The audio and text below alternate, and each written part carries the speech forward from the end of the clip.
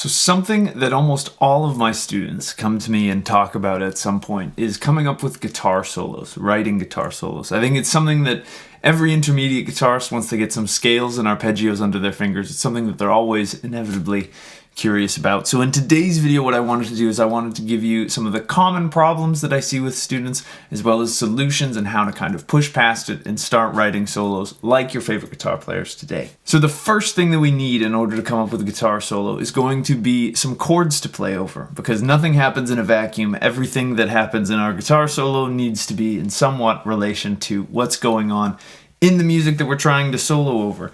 So let's say, and I'm just queuing up a looper here, let's say that we have a 4-bar kind of chord loop that's, let's say we get C to E minor to F. So we'll do 2 bars of C, 1 bar of E minor, and 1 bar of F, and we'll see what that sounds like and gives us. So if I were to go in, we could get...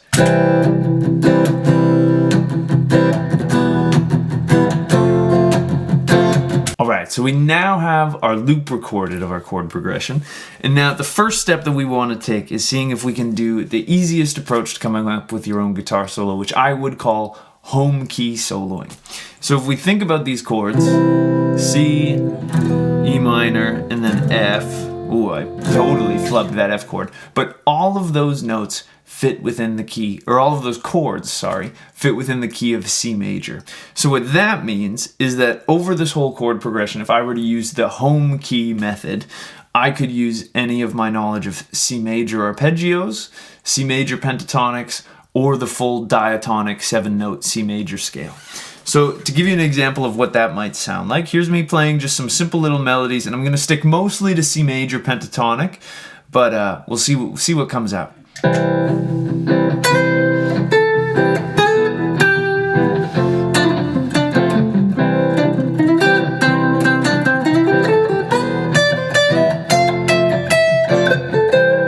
little flub. Now here's me throwing full C major in.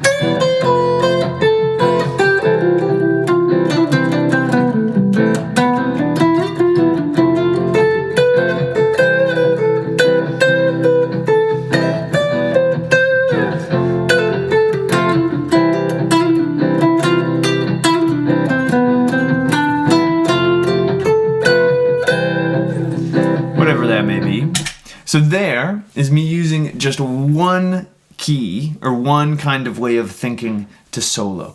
And now that is a fantastic way to approach it in a way that a lot of great music and great solos have been written, where we just look at the kind of big picture key that a song is in. Now, if we were to talk about how I was generating some of those ideas, because that's one thing that I think a lot of students struggle with, what I'm doing there is basically trying to hear something in my head and trying to play it. One mistake that a lot of guitarists make when they go to actually write a solo or try to come up with a solo is they'll flip their brain into this territory where it's like, I'm going to play this scale so hard, it's going to be amazing. And what ends up often coming out is just...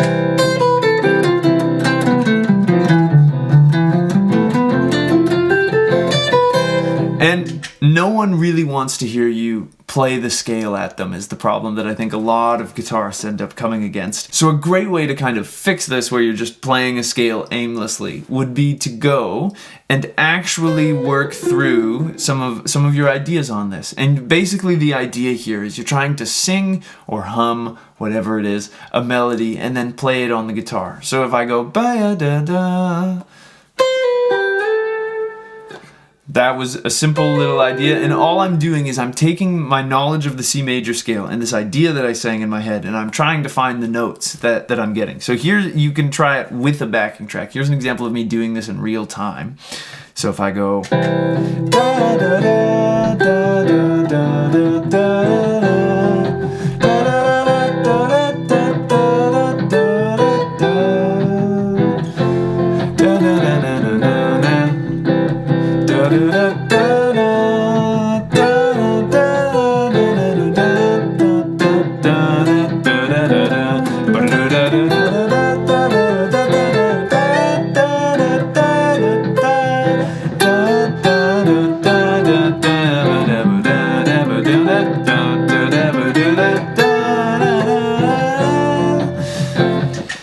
again, I'm a guitar teacher and guitar player, not a vocalist, but hopefully that kind of made sense. And one of my cats is in the litter box, so I'm going to give him a second here. Doing this kind of detached method where you're singing ideas and trying to play them is a really great way to get better melodies and better ideas to come out in your solos. Just because when we try to think of things just from the guitar and reverse engineer it, oftentimes we sound like we're running scales rather than making music. And that is obviously something that we want to avoid. So that kind of approach is something that a lot of my students sometimes go, oh, but Matt, I'm not musical, all this other stuff. And I'm here to tell you that that's a lie. This is a skill that can be trained and learned just like anything else that you do on the guitar. So I'd recommend you spend a little bit of every day trying to come up with your own little ideas like that. And again, this is what I did was completely improvised. But I almost view writing a solo and improvising a solo as the same process. Just when you're writing a solo, you're improvising until you find something that you like enough to learn and repeat over and over again. So that's how all of this would fit into what I would call the home key method, where you're just playing notes in the happy land of C major. Now, if we were to take the second approach, this is something that I call specific soloing. And that would be going, okay, so I have 2 bars of C major.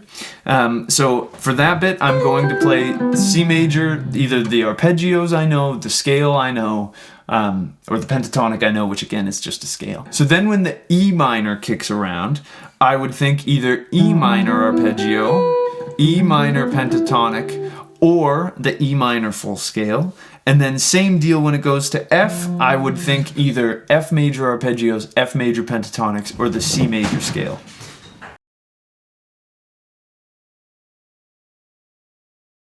So in this specific improvising approach, what I'm going to do is I'm going to play C major ideas over the C major chord, E minor ideas over the E minor chord, and then F major over the F major chord. And the cool thing about this is you'll actually hear the chords change just from the content of my lines. So here without the looper, here's me kind of thinking that way. If I went 1, 2, 3, 4. 1, 2, 3, 4.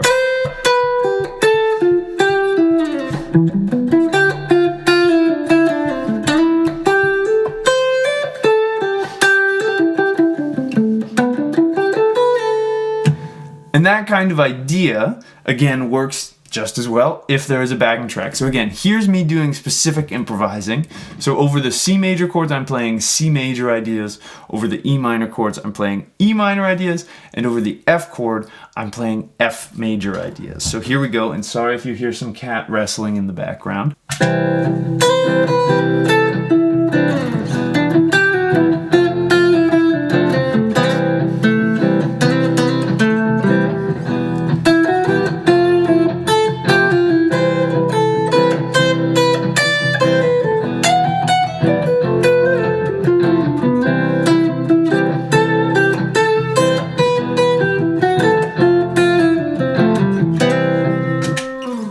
So that is specific improvising, where again, I'm going through all of these different chords and different sounds as the chords are playing. So hopefully you found this video useful. If you did, I'd really appreciate it if you could like and subscribe. It truly helps me out more than you could know. If you'd like to take a guitar lesson with me, there's a link to get in touch with me down in the description. I'd love to work with you on whatever's troubling you on the guitar. If you want to support the channel and the free educational content that I put out here, you can subscribe to my Patreon down below. All of my patrons get early access to my videos, as well as cool behind-the-scenes sneak peeks at stuff that I'm working on that I don't share anywhere else, as well as the diagrams for download that sometimes show up in my videos so that it can aid them in their own practicing. Another great way to support what I'm doing is to purchase either my ebook or one of my video courses, which is also linked down in the description below there. It's a great way to get some further in-depth educational content from me that's a little bit more in-depth than I can go into in a 10 to 15 minute YouTube video. And last but not least, I have new videos coming out every single week, so I hope I'll see you in the next one. And until I do, I'll wish you a wonderful day, and I hope you have some fun playing the guitar. Thanks.